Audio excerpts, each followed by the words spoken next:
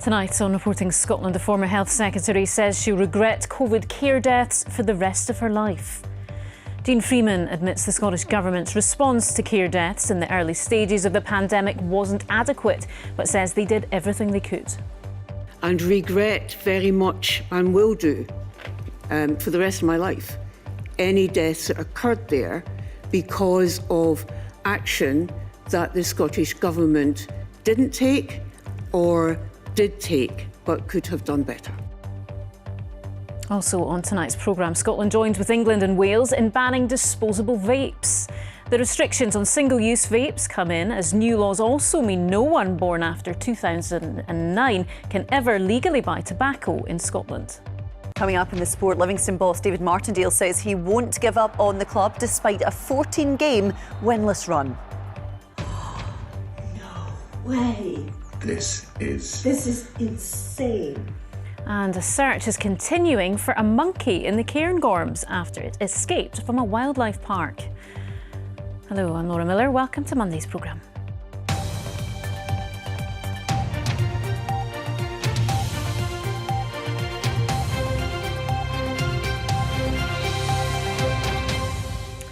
The former Health Secretary Jean Freeman has said she will regret for the rest of her life any deaths that occurred in the care sector because of action or inaction by the Scottish Government.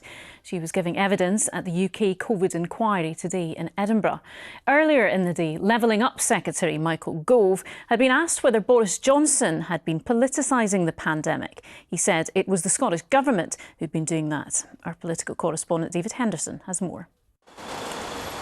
Jean Freeman was Scotland's Health Secretary through most of the pandemic, and her evidence to this inquiry today focused on the tough choices she made as coronavirus spread.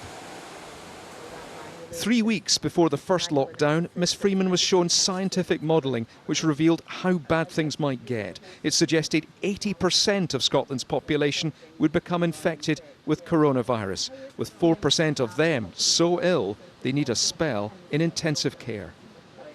In the first wave of the pandemic, half of all the deaths in Scotland occurred in care homes. And this inquiry wants to understand why so many elderly people were being transferred from hospitals into care homes without being tested for coronavirus first.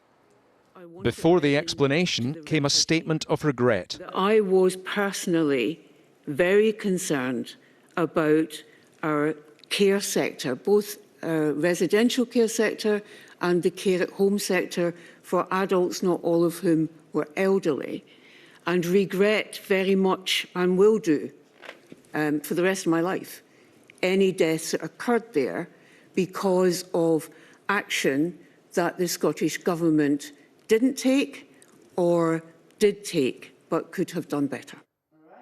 The inquiry's been told that care homes couldn't cope with the wave of infections, that staff lacked protective equipment to shield them from the virus, and that training for care workers was inadequate. The Scottish Government's response to the care home crisis and the need for people who are vulnerable and elderly to be protected was completely inadequate, was it not? It was not as adequate as I would have wished it to be. I believe it was all that could be done with the resources available to us at that point.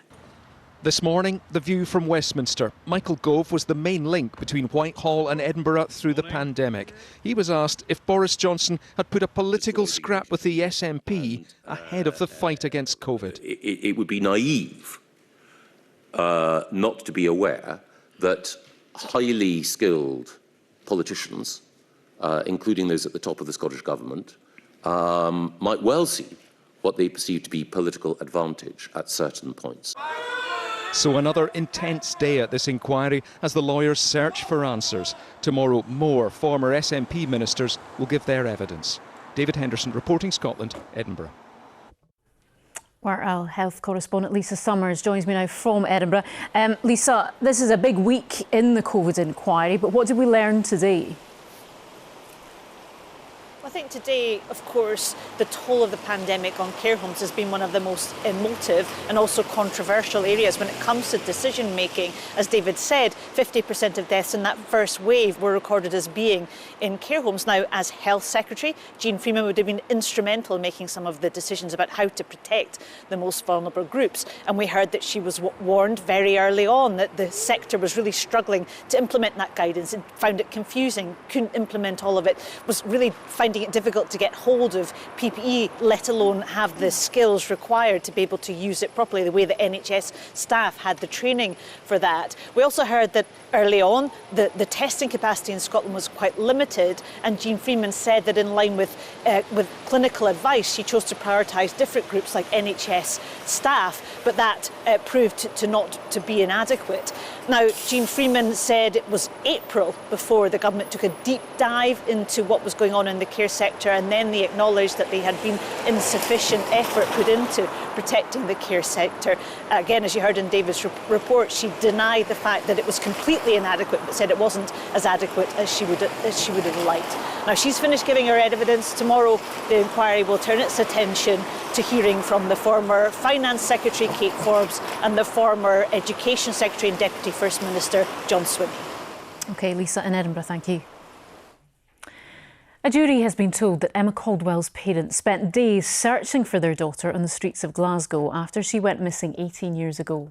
Giving evidence at the High Court, Emma's mother said she'd seemed nervous and agitated the last time she saw her.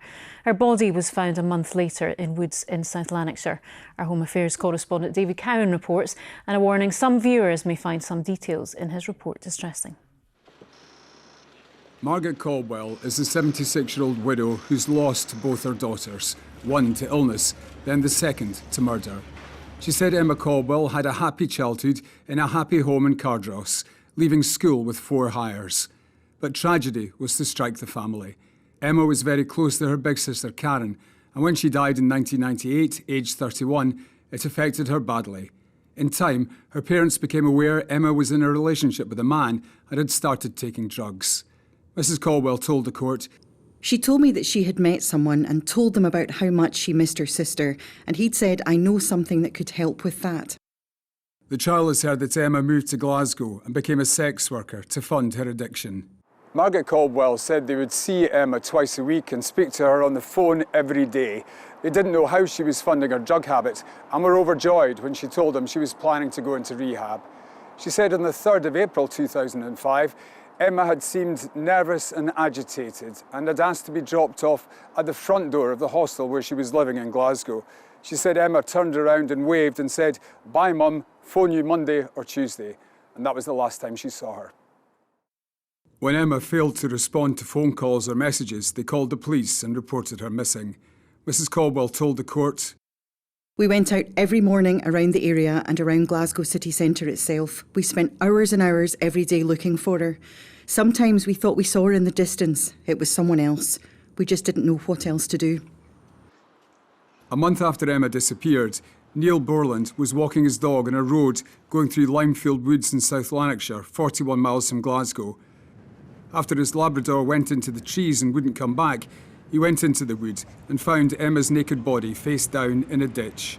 He told the court she had a garrote round her neck.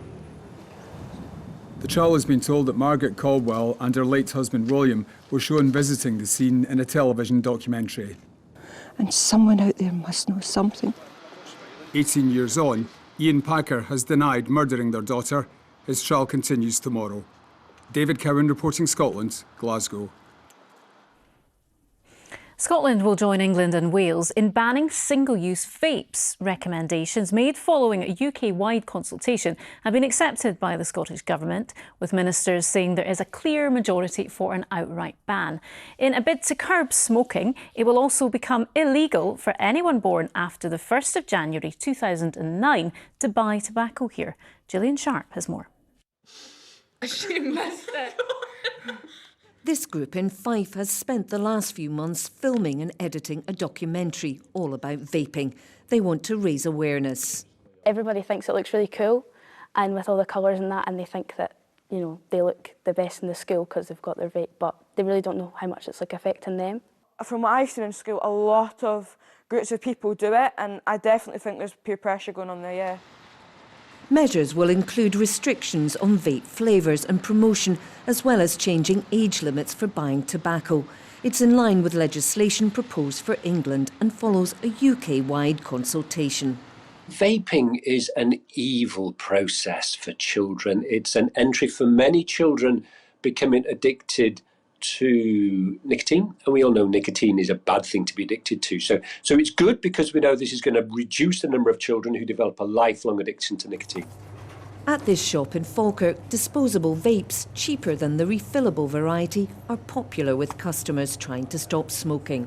So you could get a disposable vape, for £4 or £5, whereas a vape kit might cost you, circa £15 to £20, and then pods on top, because this could increase illicit trade, and that is what I'm hugely worried about.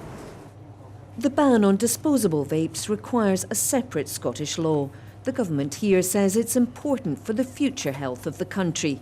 I think it's absolutely right that all four legislators, all four governments within the United Kingdom have been working together to bring this legislation in, because it is, and primarily from my respect, it is for the public health of Scotland that we're bringing this in. The UK Vaping Industry Association says disposable vapes have played a key role in helping millions of adults quit and stay off cigarettes. On the streets of Edinburgh, we got the views of vapers themselves. Because everyone should have the choice. Definitely should have the choice. And it's no, it's got to be better than smoke. It's helped me stop smoking. You see the kids going to school and they've all got vapes, and you see them lying about the gutters everywhere. And it's just a nuisance. And environmental as well as health concerns are very much on the mind of some campaigners. Let's not let disposable electronics become a new trend, and make sure that we look after our resources and don't create lots of extra waste. So it's really a win-win.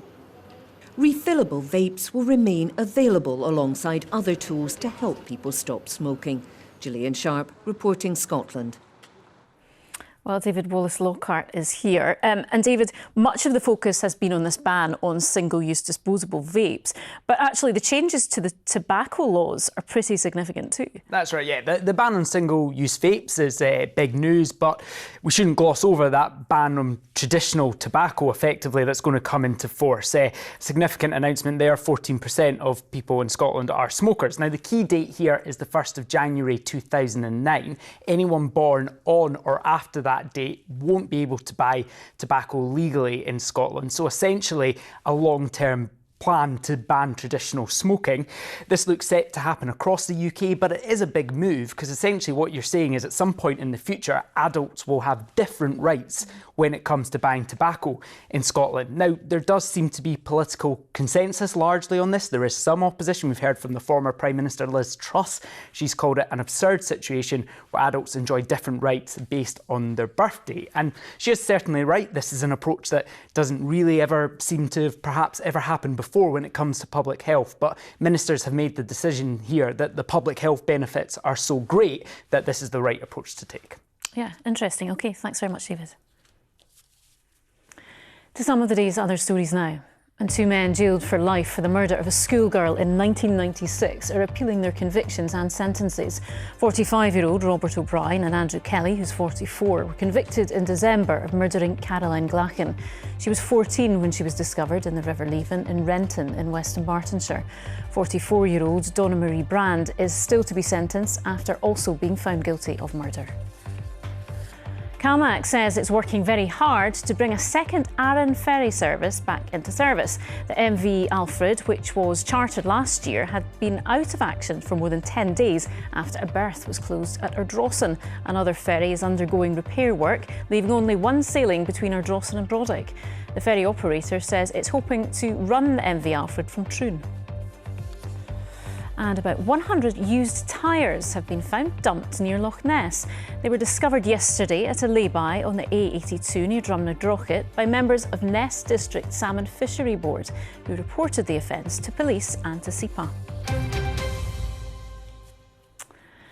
Edinburgh has become the first city in Scotland to completely ban pavement parking. From today, drivers face a £100 fine for mounting the curb.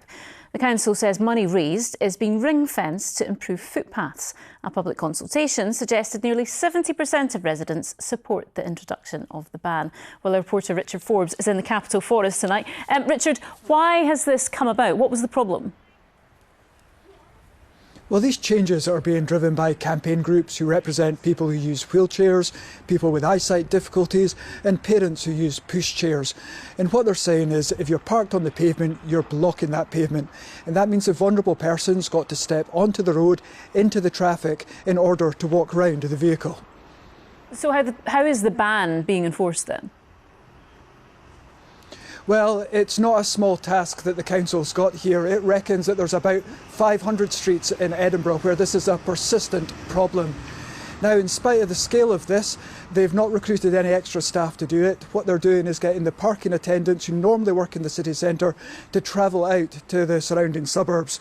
They've also created a website which people can go onto and put in the number plates of cars who are breaking the new rules.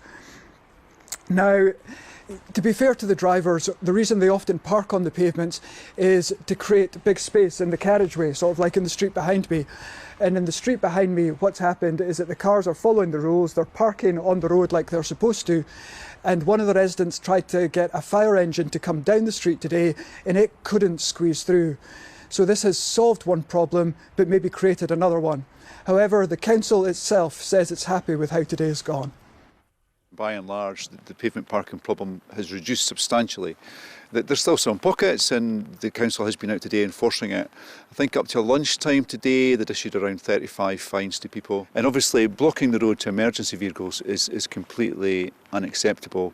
And we are working with all the emergency services on this and Lothian buses. So wherever there's issues like that, the council will step in and perhaps involve installing something like WL lines to deal with the problem.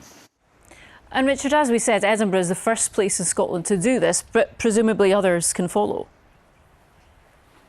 Yeah, all councils have been given these powers. Edinburgh's gone for a citywide ban, which means it covers every street. Other councils are taking a more targeted approach. They'll say they'll consider banning just certain streets rather than the whole area. OK, Richard in Edinburgh, thank you. Now, an escapee from the Highland Wildlife Park near Kingussie is keeping rangers and residents on their toes. The monkey, a Japanese macaque, broke free from its enclosure yesterday and has been spotted in back gardens in the village of Kincraig. A team of experts are trying to recapture the monkey, but in the meantime, members of the public are being advised not to approach it. Ian McInnes has the story. An early morning visitor, but not the sort you'd expect. Not a bird or squirrel feeding on the fence. Instead, a snow monkey who's on the run. It's not every day that you kind of come to the window in your dressing gown and find something munchy on your nuts, but there he was, standing by the fence, picking at some nuts, about 1.5 foot tall Japanese snow monkey. He was shifty looking, knew he was where he shouldn't be, kept looking at us, looking at him, but yeah, just interested in the feeders as much as anything. It's living its best life in these last 24 hours. It's like it's been out on a bit of a binge. And hopefully the hangover isn't too bad afterwards. With the monkey on the loose for a second day, there's been a buzz around the village as news of other sightings has come in. The search for the monkey's been ongoing most of the day here in the outskirts of Kincraig. There was a sighting just over there a little bit earlier this morning. But it's only when you get out into these areas that you see how challenging it's going to be. There are so many trees, and with that, lots of potential hiding places. This is where he'd normally call home, the Highland Wildlife Park, where he lives with more than 30 other macaques. They seem oblivious that one of their brood is missing. It's a very dynamic group of animals with quite a strong hierarchy. So this time of year is breeding season for them, so tensions run a little bit high. And sometimes fights break out over breeding rights. And when that happens, the animal's adrenaline can sometimes override everything. And rather than get into a fight, it seems this one has just gone for it and made it past the enclosure perimeter fence. A thermal imaging drone is being used in the search, but the cheeky monkey has so far evaded capture. So we're getting pretty much every other native wildlife we're getting. But no monkey yet.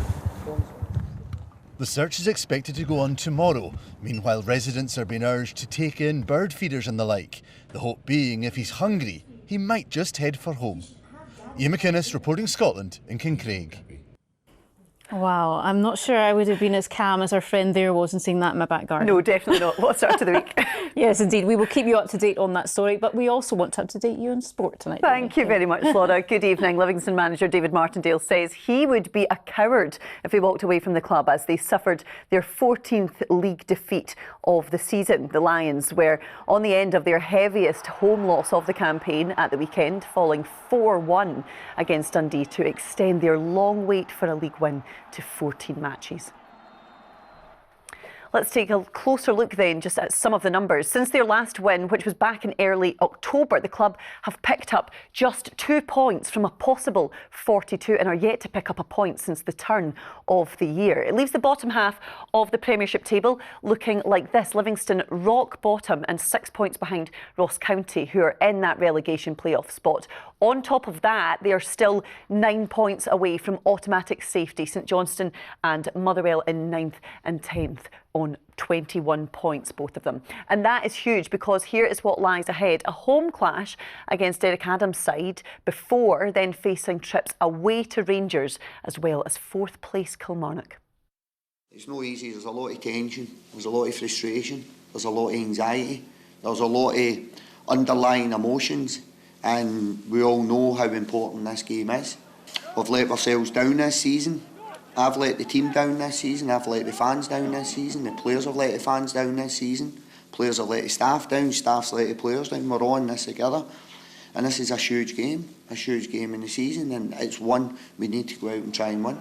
We had a meeting on Sunday morning and aired a few things out and realised we have to move on because there's another game on Tuesday. It's a massive one, so we said come in Monday morning, clear head, all focus on Ross County game and try and pick up the 3 points. Well, Livingston's opponents tomorrow night, Ross County, could suffer a blow in the transfer market. Their midfielder, Jan Danda, has signed a pre-contract with Hearts to join in the summer, but he could make the switch in the coming days. That's because the Tynecastle club are pushing to make the signing before Wednesday's transfer deadline. County say the player will remain in Dingwall unless a substantial offer comes in for his transfer this window. A year on from first taking charge at Aberdeen, and manager Barry Robson says his side will come out fighting against Dundee tomorrow after what was a disappointing defeat against Hearts at the weekend. The Dons, who lost 2-0 at Tynecastle, now sit 8th in the Premiership after just 6 wins in 20 league games.